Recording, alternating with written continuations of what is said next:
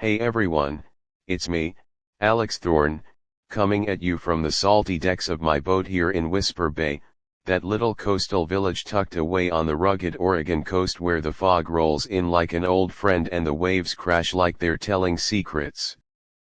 Picture this, the air thick with the briny scent of seaweed and fresh-caught crab, seagulls screeching overhead like they're auditioning for a horror flick, and the distant clang of buoys bobbing in the harbor.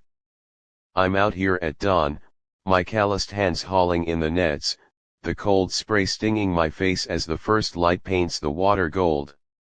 This is my element, folks, been fishing these waters since I was a kid, knee-high to a halibut. But let me tell you, nothing prepares you for the day a wild Karen storms your dock with a clipboard and a superiority complex. It was a crisp autumn morning, the kind where the mist hangs low and the smell of pine from the cliffs mixes with diesel from the engines.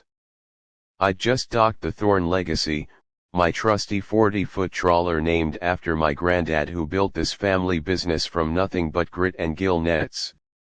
I was unloading crates of Dungeness crabs, their claws clicking like castanets, when I hear this shrill voice cutting through the fog like a foghorn on steroids. You there? Stop right now. This is an official inspection. I look up, and there's this woman marching down the pier, heels clicking on the weathered wood heels, on a dock. Can you believe it? She's got that classic Karen vibe, perfectly coiffed blonde bob that probably cost more than my monthly fuel bill, a pantsuit that screams I manage people, and a lanyard dangling some badge that looks like it came from a dollar store. She's waving a piece of paper like it's the Declaration of Independence. I'm Karen Voss, President of the Whisper Bay Coastal Conservation Committee. Your operations are in violation of environmental codes. Cease immediately or face fines. I wiped my hands on my oil-stained jeans, the rough fabric scratching my palms, and just stared. Violation. My family's been sustainable fishing here for 3 generations. No bycatch, no overharvesting, hell, I even volunteer for beach cleanups. What would you do if some stranger showed up at your workplace demanding you shut it all down? Laugh. Call the cops. Me, I tried politeness first. Ma'am, I think there's a mistake. This dock's been Thorne property since '52. Who sent you? Her eyes narrowed, lips pursing like she'd sucked on a lemon. The committee has authority here. We've received complaints about pollution from your boats. Pay the fine or we'll have you evicted. Evicted from my own land. That's when she pulled out her phone and dialed 911 right there, claiming I was trespassing and endangering wildlife. Sirens wailed in the distance, echoing off the cliffs, and my heart pounded like the surf during a storm. Folks, if you've ever dealt with a bully hiding behind fake power, drop your stories in the comments. I'd love to hear how you handled it. This is just the start of my wild ride. Let me back up and give you the full picture, because this wasn't just about a bad day, this was about everything I hold dear. I'm Alex Thorne, 42 years old, born and raised in Whisper Bay. This village is straight out of a postcard, cliffs dotted with twisted pines, colorful shingled houses clinging to the hills, the constant roar of the Pacific like a lullaby. Smells like salt and smoked salmon year-round, sounds of fishermen bantering at the Marina Cafe, visuals of sunsets that turn the sky into a canvas of oranges and purples. My granddad started Thorne Fisheries after World War II, turning a beat-up skiff into a fleet of 3 boats. Dad expanded it, teaching me the ropes, how to read the tides, mend nets by lantern light, the satisfaction of a full hold after a grueling night at sea. Me, I left for a bit after high school, did a stint in the Navy as a mechanic, fixing engines on destroyers in choppy waters that made our bay look like a kiddie pool. Came back 10 years ago when Dad got sick, took over the business. It's not just a job, it's my legacy, my livelihood. We employ half a dozen locals, supply fresh seafood to restaurants up the coast, even run eco-tours for tourists who want to spot whales without harming them. My little cabin on the bluff overlooks it all, the creak of the dock pilings, the tangy scent of low-tide mudflats, the way the fog muffles everything into a peaceful hush. Enter Karen Voss. She moved to Whisper Bay about 5 years ago from some big city back east, bought a fancy McMansion on the hill with ocean views. Word around the bait shop was she was a retired real estate agent, divorced, with a chip on her shoulder the size of a blue whale. Always complaining at town meetings about preserving the pristine environment, but her idea of conservation was more about controlling what everyone else did.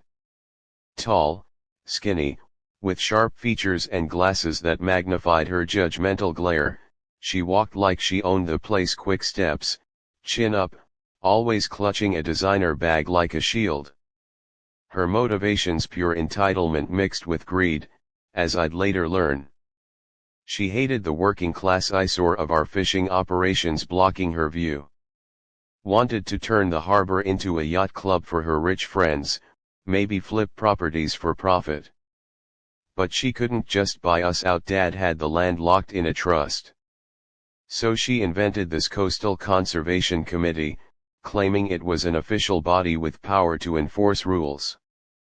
Her actions threatened everything: fines could bankrupt us, eviction would erase my family's history, and the stress it was chipping away at my peace, the one thing this bay always gave me. The harassment started small but escalated like a gathering storm over the next few months. First, it was that 911 call. The cops showed up, old buddies from high school, mind you, and after a quick chat, they laughed it off, telling Karen to take a hike. But she didn't. Next came the letters, official-looking notices on committee letterhead demanding I remove hazardous equipment, my nets, or pay 500 daily fines. I'd smell the cheap ink on the paper, hear the mailbox creak as I pulled them out, see her smug face in my mind's eye. I countered with documentation, deeds, permits, environmental reports from the state showing we were clean as a whistle. I'm no lawyer, but Navy taught me bureaucracy, so I filed complaints with the town hall. Karen ramped it up, false reports to the health department claiming our catches were contaminated, leading to inspectors sniffing around my holds, the metallic tang of their clipboards clashing with the fishy aroma. One time, she rallied a protest with 3 of her cronies, picket signs waving in the wind, chanting about saving the seals while blocking my truck. The irony: seals love our scraps, they're fat and happy. Humor crept in amid the tension. Like when she inspected my boat uninvited, slipping on a puddle of seawater in her heels, landing on her butt with a splash that echoed like a belly flop. I offered a hand up, suppressing a grin, but she screeched about assault. Or the time she called animal control on my dog's nuisance barking buddies, a lazy old lab who howls at seagulls, but he's family. Tension built when she started manipulating the community, whispers at the general store about how I was ruining the bay, turning a few neighbors against me. My resilience: I leaned on skills Navy honed research, documenting every incident with photos, timestamps, even recording her rants on my phone. Community support trickled in, old-timers like Captain Joe, with his gravelly voice and pipe smoke scent, vouched for me at meetings. Months in, her desperation showed. She slapped a lien on my property via some shady online service, claiming unpaid committee dues. That's when I got ironic: her own overreach was her weakness. One night, poring over papers by lamplight, the warm glow flickering on my cabin walls scented with cedar, I decided to dig deeper. The discovery hit like a rogue wave: exciting, overwhelming, with that rush of adrenaline. I started with basic research, Googled the Coastal Conservation Committee. Nothing official. No state registration, no IRS filings for a nonprofit. I smelled fraud, the kind that stinks worse than low tide. Using my Navy contacts, I reached out to a buddy in state environmental enforcement. "Alex, this sounds bogus," he said over the phone, his voice crackling like radio static. I played detective, driving to the county clerk's office, the musty smell of old files filling the air as I sifted through records. Karen's committee was just her and a P.O. box, no board, no meetings. But the bombshell forged documents. She'd photoshopped state seals on her notices, sloppy work, watermarks misaligned. Then, allies stepped in. My neighbor Lila, a retired librarian with a keen eye and the scent of lavender tea always about her, helped cross-reference signatures. Turns out, Karen had embezzled from a real HOA back east, fleeing charges. Excitement mounted as pieces clicked, emails from her ex-husband found via public records confirming her scams. Official validation came from the DA's office. My buddy forwarded a report labeling her actions as fraud and harassment. The climax, a public showdown at the town hall meeting, packed with villagers under the fluorescent lights buzzing like angry bees, the room smelling of coffee and rain-soaked coats. Karen, overconfident in her suit and pearls, stood at the podium demanding a vote to enforce committee rules on my dock. Her voice dripped arrogance, "This man is destroying our bay." The crowd murmured, tension thick as fog.